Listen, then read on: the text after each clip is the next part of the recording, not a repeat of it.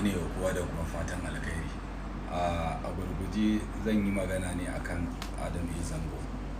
To maganganun da zan yi abubuwa ne guda biyu. Na farko akan shi halin da yake ciki da kuma mu 'yan masana'antar Kannywood.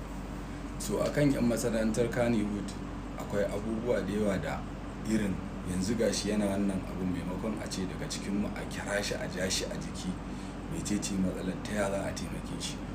Wasu har dariya suke mai, wasu suna kaza ya samu kaza ya ci kaza yi waye, duk wannan abubuwa ne da bai dace ba, saboda halin da Adamu Zango yake ciki yanzu ko yau kowa zai iya tsintar kansa a nan yanayin, saboda inda kai actor ne, director, producer, dole za ka iya tsintar kanka irin wannan halin. To me ya kamata a yi? A zo a ja mutumin nan jiki, a ji